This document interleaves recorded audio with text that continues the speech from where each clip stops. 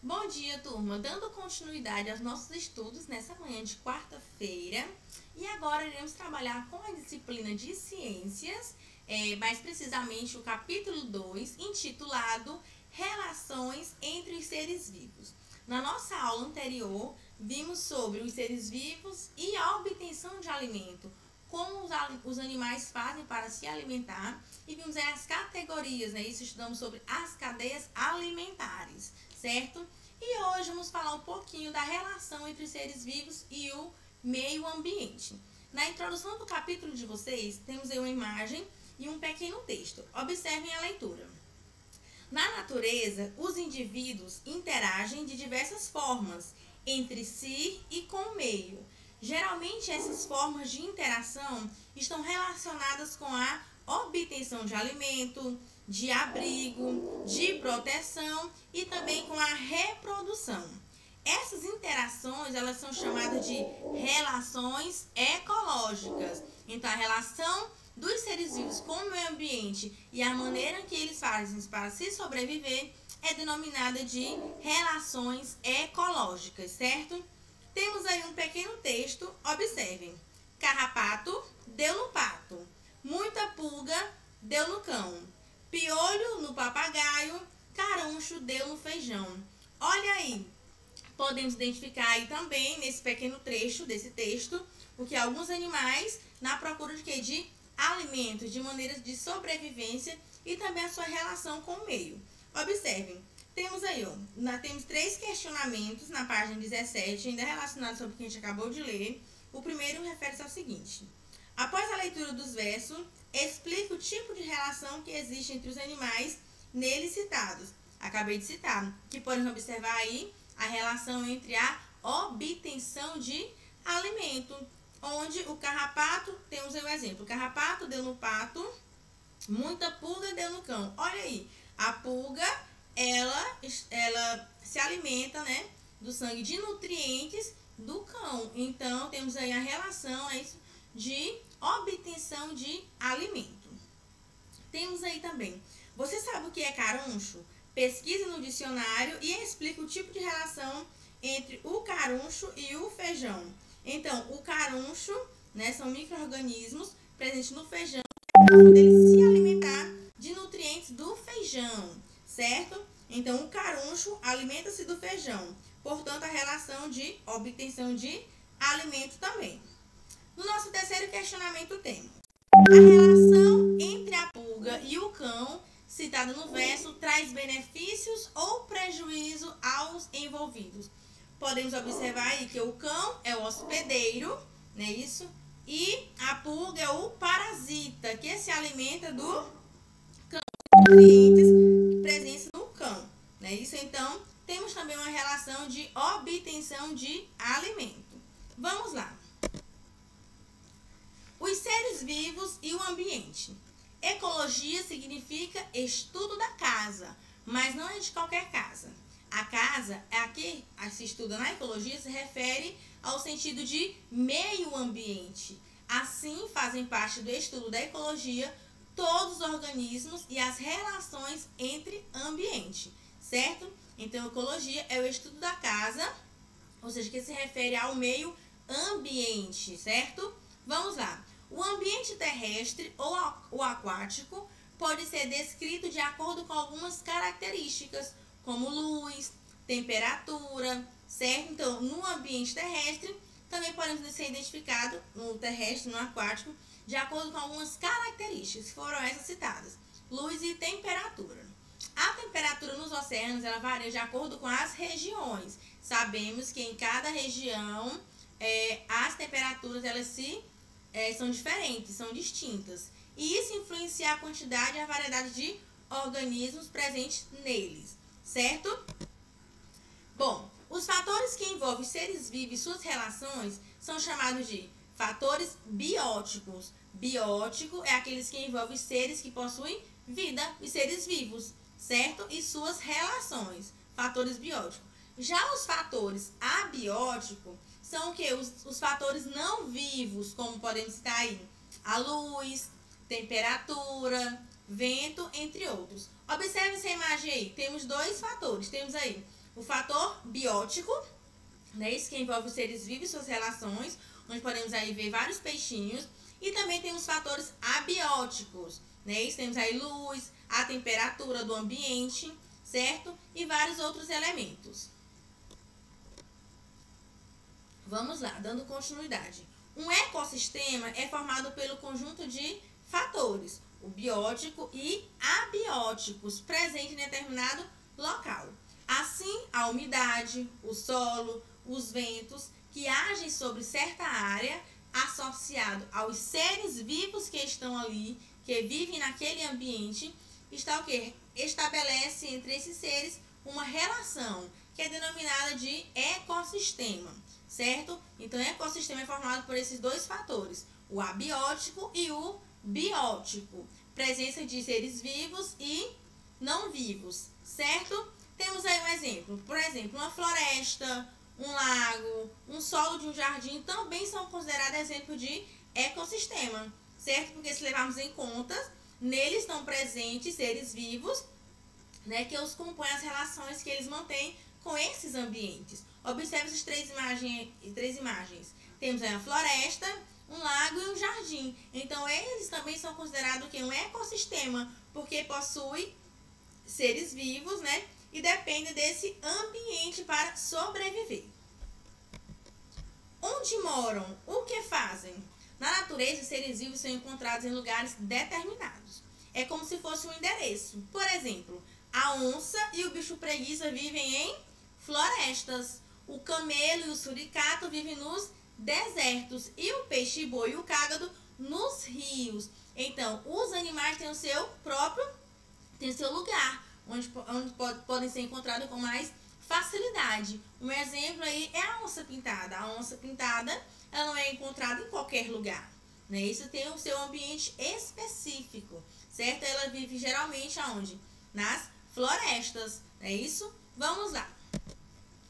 Chamamos de habitat o lugar onde um ser vivo pode ser encontrado. Por exemplo, o habitat natural da onça pintada é a floresta. O habitat natural do camelo é o deserto.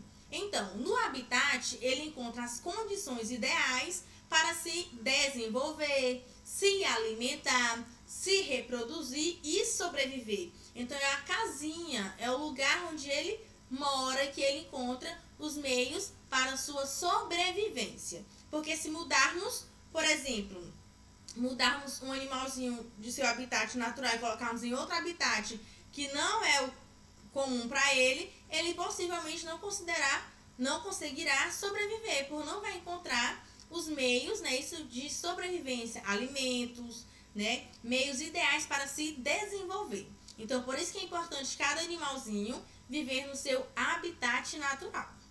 Além de ocuparem lugares determinados, os seres vivos eles desempenham funções diferentes nos ambientes, que é o que chamamos de nicho ecológico. Então, as funções em que os animais desempenham é chamado de nicho ecológico, que é o conjunto de funções que os seres vivos desempenham no ambiente. Por exemplo, a onça pintada tem seu habitat e no seu habitat ela desempenha o seu nicho ecológico, que são as suas funções próprias do ser vivo.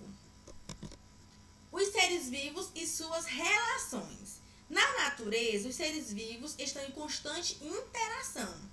Algumas dessas relações podem trazer benefícios, né, que são chamadas as relações harmônicas, e outras podem trazer prejuízos, que são conhecidas como relações desarmônicas, certo, meus amores? Vamos lá. Na relação harmônica, as interações dos seres vivos que vivem em determinado ambiente podem trazer benefício ou não para os envolvidos. Elas acontecem o tempo todo, inclusive com o ser humano, que abriga milhares de micro-organismos que são benéficos e essenciais para o funcionamento adequado do organismo. Então, vemos aí que um precisa do outro para construir essa relação harmônica. Observe um exemplo a seguir. Temos aqui um exemplo das anêmonas do mar. As anêmonas do mar são animais que vivem presos no fundo do oceano, em geral entre as pedras. Elas, como as águas vivas, apresentam tentáculos, que liberam substâncias que podem queimar a pele tanto de peixes quanto de outros animais. até mesmo de seres humanos. Entretanto, o peixe-palhaço, observei o peixinho entre as anêmonas, ele vive entre os tentáculos. Olha aí, outros animais não podem se aproximar das anêmonas devido à sua substância que elas liberam. Já os peixinhos, o peixe-palhaço, ele consegue se aproximar, né, e ficar ali entre as anêmonas. Por quê? Porque a pele desse peixe, ela produz uma substância que protege e assim ele pode viver entre as anêmonas. Então temos aí uma relação harmônica, certo? Vivendo em grupo, colônias e sociedades. Muitos animais vivem em grupos. Um caso é o das colônias, onde os animais vivem em geral ligados uns aos outros. Podemos citar aí também o exemplo das anêmonas do mar com o peixe-palhaço. Também podemos citar aqui como outro exemplo as esponjas do mar e os corais. Eles vivem em grupos, certo? Já por sua vez, tem outros animais que vivem em sociedade. Esse tipo de relação, a divisão de trabalho entre os indivíduos. Por exemplo, as formigas, os cupins, são exemplos de animais que vivem em sociedade. Observem, aqui temos uma imagem de um formigueiro. No formigueiro, gente, pode existir uma ou mais rainhas, que é o maior indivíduo daquele formigueiro. E as formigas que apresentam tamanho menor são chamadas operárias. A função da rainha é colocar ovos. Já a função das operárias, elas são responsáveis pelos trabalhos no formigueiro, como, por exemplo, buscar alimento, a defesa, a limpeza e a organização. Então, podemos dizer o quê? Que esse tipo de animais, eles vivem em sociedade, porque o trabalho é feito em equipe e o trabalho é dividido, certo? Então, a formiga é um exemplo de animais que vivem em sociedade, certo? Relações desarmônicas. Vimos agora há pouco sobre as relações harmônicas. Agora vamos falar um pouquinho sobre as relações desarmônicas. A relação desarmônicas entre os animais pode ocorrer em diversos setores. Entre eles podemos citar parasitas e hospedeiros. Lembra lá do exemplo no início do capítulo do cãozinho e a pulga, onde a pulga é o parasita e o cão o hospedeiro. Temos também outro exemplo de relações desarmônicas, os animais competidores, né? Pois os animais competidores, eles lutam, né? Eles disputam território, água, alimento e parceiros para a reprodução. Observe a imagem aí de alguns animais competidores, certo? E temos também os predadores, que são subdivididos em carnívoros e herbívoros, certo? Então, é através dessa interação, desse ecossistema, do nicho ecológico, que os animais se conseguem sobreviver no seu habitat natural, certo, meus amores? E a nossa proposta de atividade de hoje, vocês irão fazer primeiramente uma leitura mais aprofundada do capítulo 2, certo? E em seguida, vocês irão responder as atividades desse capítulo, que temos atividades nas páginas 20, 21, 24, 25, 27, 28 e 29, tá? Não é muito grande não, tem muita atividade que você vai completar, marcar, tá bom? E também temos aí interpretação de texto. Então, meus amores, essa atividade eu estarei recebendo até o dia 25, segunda-feira, tá? Então, conforme vocês forem fazendo a atividade, concluir, já pode estar me enviando, tá? Não precisa deixar acumular todas as atividades para mandar de uma só vez, tá bom? Então, conforme eu for concluindo aquela disciplina, já pode estar me enviando. Não precisa esperar o dia do prazo mesmo, tá bom? A questão é que eu recebo até o dia 25. Após esse período, não será mais validada, tá bom? Então, um cheiro, fiquem com Deus e até amanhã. Lembrando, qualquer dúvida, pode estar me contactando pelo WhatsApp, certo? E hoje temos nosso encontro também na plataforma do Plural, certo? Às 9h30. Beijo, até mais!